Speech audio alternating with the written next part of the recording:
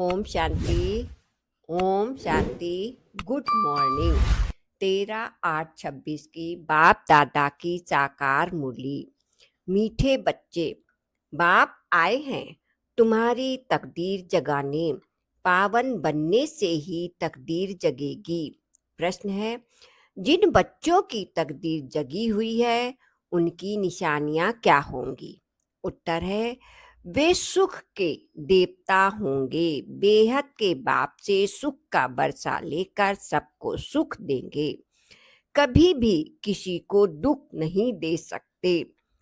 वह है व्यास के बच्चे, सच्चे सच्चे सुखदेव। दूसरी पॉइंट, वह 5 विकारों का संन्यास कर सच्चे सच्चे राजयोगी राज ऋषि कहलाते हैं।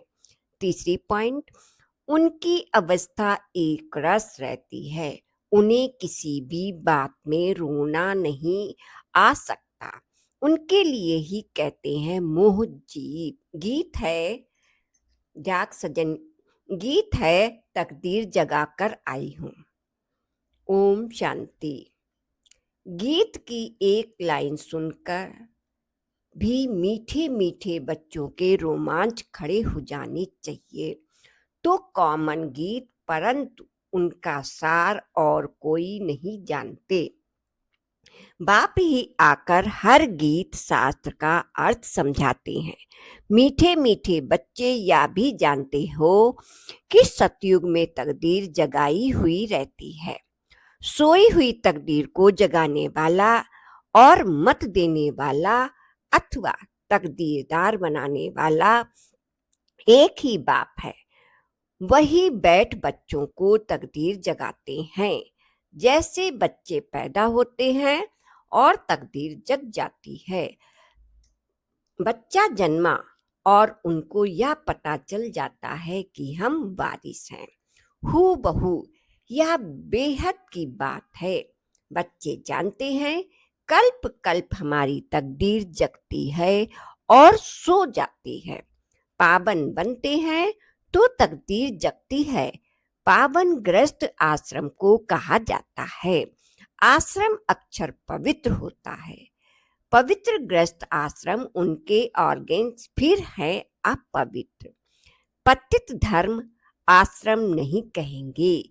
गृहस्थ धर्म तो सबका है ही, जानवरों का भी है। बच्चे तो सब पैदा करते हैं। जानवरों को भी कहेंगे गृहस्थ धर्म में हैं। अब बच्चे जानते हैं हम स्वर्ग में पवित्र गृहस्थ आश्रम में थे। देवी देवता थे, उनकी महिमा भी गाते हैं। सर्वगुण संपन्न तुम खुद भी गाते हो। अभी समझते हो हम मनुष्य से देवता फिर से बन रहे हैं। देवी देवताओं का धर्म है। फिर ब्रह्मा विष्णु शंकर को भी देवता कहते हैं। ब्रह्म देवताय नमः, विष्णु देवताय नमः। शिव के लिए कहेंगे शिव परमात्माय नमः। तो फर्क हुआ। शिव और शंकर को एक कह नहीं सकते। पत्थर बुद्धि थे, अब पारस बुद्धि बन रहे हैं। देवताओं को तो पत्थर बुद्धि नहीं कहेंगे। फिर ड्रामा प्लान के अनुसार रावण राज्य होने से उनको भी सीढ़ी उतरनी है। पारस बुद्धि से पत्थर बुद्धि बनना है। सबसे बुद्धिमान बनाने वाला तो एक ही बाप है। तुमको पारस बुद्धि बनाते हैं। तुम यहाँ आते हो पारस बुद्धि बनने। पारसनाथ के भी मंदिर हैं, वहां मेला लगता है, परंतु यह किसको पता नहीं पारसनाथ कौन है। वास्तव में पारस बनाने वाला तो एक ही बाप है। वह है विद्वानों की बुद्धि। यह है तुम बच्चों की बुद्धि के लिए खुराक।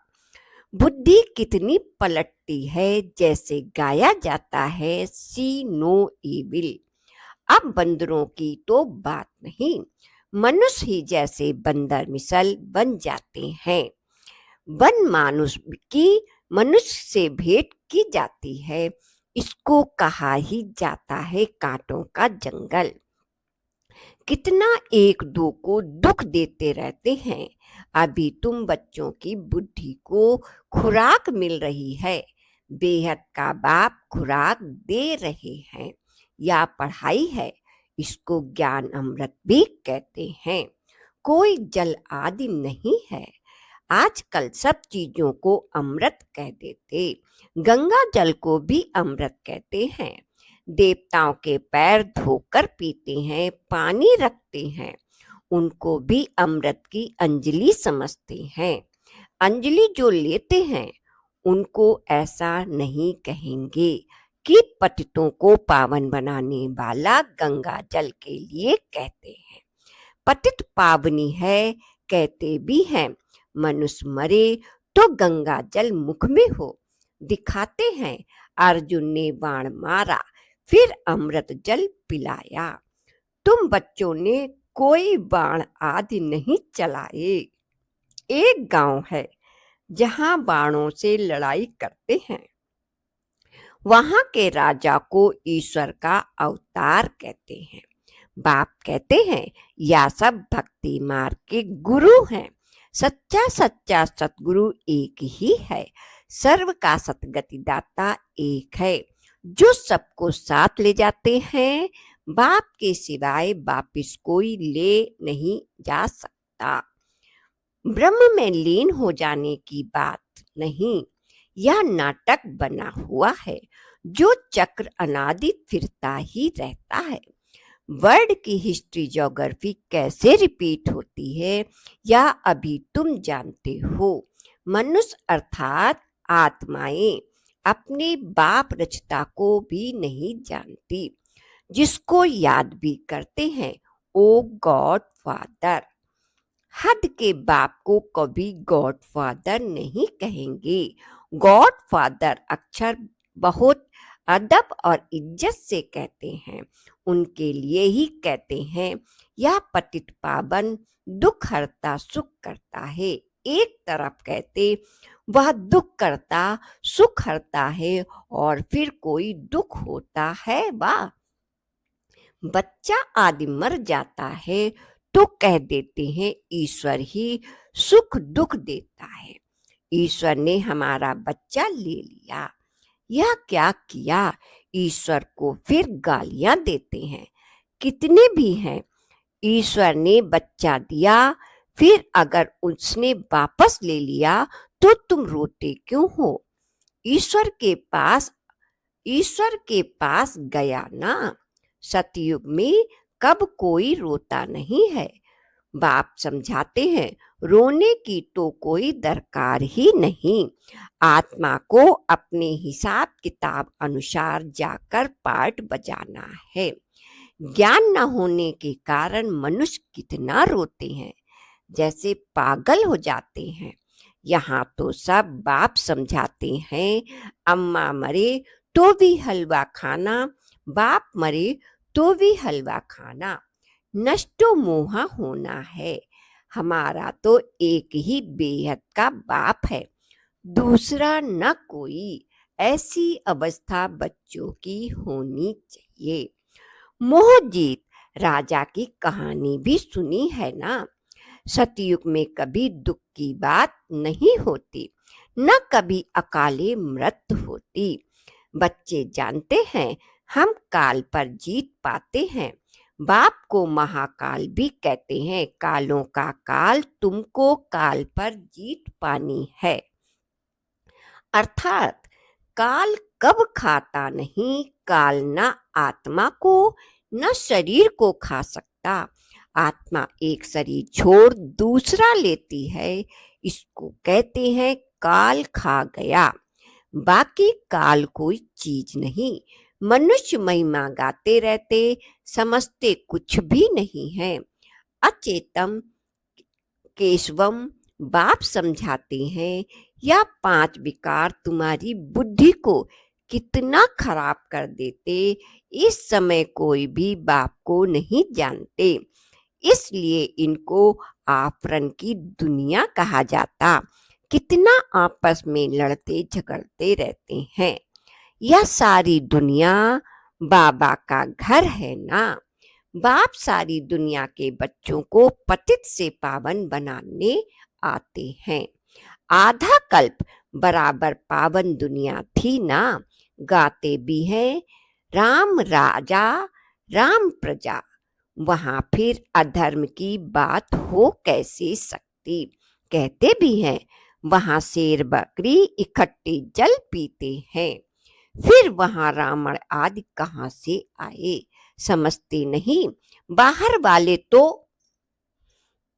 ऐसी बातें सुनकर हंसते हैं, बाप आकर ज्ञान देते हैं यह पतित दुनिया है ना, अब प्रेरणा से पतितों को पावन बनाएंगे क्या। बुलाते हैं पतित पावन आओ तो जरूर भारत में ही आया था। अब भी कहते मैं ज्ञान का सागर आया हूँ, तुम्हें बाप समान मास्टर ज्ञान सागर बनाने। बाप को ही सच्चा सच्चा व्यास कहेंगे। यह व्यास देव और तुम उनके बच्चे सुख देव। तुम अभी सुख के देवता बनते हो, सुख का वर्षा ले रहे हो। व्यास शिवाचार्य से व्यास के बच्चे तुम हो, परंतु मनुष्य मूझ न जाएं, इसलिए कहा जाता है शिव के बच्चे। उनका असुल नाम है शिव। आत्मा को जाना जाता है, परमात्मा को भी जाना जाता है। वही आकर पतितों से पावन बनाने का रास्ता बताते हैं। कहते हैं मैं तुम आत्माओं का बाप हूँ। कहते हैं अंगूठे मिसल है इतना बड़ा तो यहाँ ठहर भी ना सके, वह तो बहुत सूक्ष्म है। डॉक्टर लोग भी माथा मारते हैं आत्मा को देखने के लिए, परंतु देख नहीं सकते। आत्मा की रियलाइज किया जाता है। बाप पूछते हैं अब तुमने आत्मा को रियलाइज किया। इतनी छोटी सी आत्मा में अविनाशी पार्ट नुढ़ा हुआ है। जैसे एक रिकॉर्ड है, पहले तुम देही अभिमानी थे, अभी देही अभिमानी बन रहे हो। तुम जानते हो हमारी आत्मा में 84 जन्म कैसे लेती है, इनका एंड नहीं होता। कोई कोई पूछते हैं यह ड्रामा कब से शुरू हुआ, परंतु यह तो अनादि है, यह कभी विनाश नहीं होता। इसको कहा ही जाता है बना बनाया अविनाशी वर्ल्ड ड्रामा। वर्ड को भी तुम जानते हो, जैसे अनपढ़ बच्चों को पढ़ाई दी जाती है, ऐसे बाप तुम बच्चों को पढ़ा रहे हैं। आत्मा ही शरीर द्वारा पढ़ती है। यह है पत्थर बुद्धि के लिए फ्रूट। बुद्धि को समझ मिलती है। तुम बच्चों के लिए बाबा ने ही चित्र बनवाए हैं, बहुत सहज है। त्रिमूर्ति ब्रह्मा विष्णु शंकर। अब ब्रह्मा को त्रिमूर्ति क्यों कहते हैं?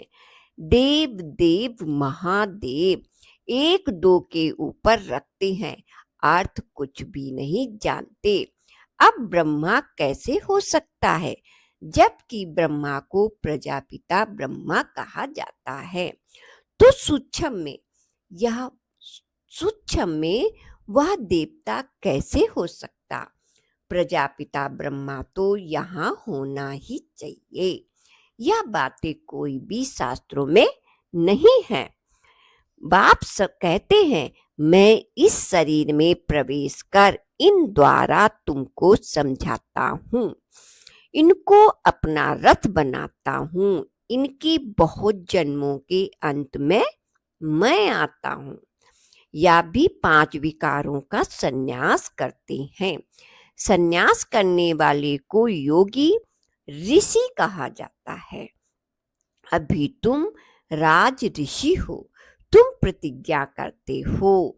वह सन्यासी लोग भी घर बार छोड़कर चले जाते हैं। यहाँ तो स्त्री पुरुष इकट्ठे रहते हैं। कहते हैं हम विकारों में कभी नहीं जाएंगे। मूल बात ही है विकारों की। तुम जानते हो शिव बाबा रचता है, वह नई रचना रचते हैं। वह बीज रूप सत्य चित आनंद का सागर, ज्ञान का सागर स्थापना पालना विनाश कैसे करते हैं, यह बाप ही जानते हैं। इन बातों को मनुष्य तो जानते नहीं। तुम बच्चे अभी इन सब बातों को जानते हो, इसलिए सबको समझा सकते हो। अच्छा, मीठे मीठे शिकीलते बच्चों के प्रति माता पिता बाप दादा का याद प्यार और गुड मॉर्निंग। रूहानी बाप की रूहानी बच्चों को नमस्ते। हम रूहानी बच्चों को रूहानी माता पिता का बाप दादा का याद प्यार और गुड मॉर्निंग। शुक्रिया बाबा, आपका बहुत बहुत दिल से शुक्रिया। धारणा के लिए मुख्तार है। पहली पॉइंट, हर एक आत्मा का हिसाब किताब अपना अपना है, इसलिए कोई शरीर छोड़ते हैं तो रोना नहीं है। पूरा नष्टो मोहा बनना है। बुद्धि में रहे हमारा तो एक बेहद का बाप, दूसरा ना कोई। दूसरी पॉइंट, 5 विकार जो बुद्धि को खराब करते हैं उनका त्याग करना है। सुख का देवता बन सबको सुख देना है, किसी को दुख नहीं देना। वरदान है सदा मर्यादाओं की लकीर के अंदर रहने की, केयर करने वाले मर्यादा पुरुषोत्तम भव। सदा मर्यादा की लकीरों के अंदर रहने की, केयर करने वाले मर्यादा पुरुषोत्तम भव। जो बच्चे अपने आप को एक ही बाप का अर्थात राम की सच्ची सीता समझकर सदा मर्यादाओं की लकीर के अंदर रहते हैं, अर्थात यह केयर करते हैं, वह केयरफुल सो चेयरफुल हर्षित स्वतः रहते हैं, तो सवेरे से रात तक के लिए जो मर्यादाएं मिली हुई हैं उनकी स्पष्ट नॉलेज बुद्धि में रख स्वयं को सच्ची सीता समझकर मर्यादाओं की लकीर के अंदर रहो, तब कहेंगे मर्यादा पुरुषोत्तम। स्लोगन है सेवा की अति में नहीं जाओ, सेवा और स्व पुरुषार्थ का बैलेंस रखो। सेवा की अति में नहीं जाओ, सेवा और स्व पुरुषार्थ का बैलेंस रखो। ये अव्यक्त इशारे अपवित्रता के बीज को भी समाप्त कर संपूर्ण स्वच्छ पवित्र बनो। संपूर्ण पवित्र अर्थात मनसा में भी किसी एक विकार का अंश भी न हो। ज्ञान गुण और सर्व शक्तियों की प्राप्ति में सदा संपन्न, सर्व प्राप्तियों के लाइट का क्राउन स्पष्ट दिखाई दे। स्वयं को सदा लाइट आत्मिक रूप में अनुभव करें, कर्म में भी अपने को लाइट हल्का महसूस करें। ओम शांति।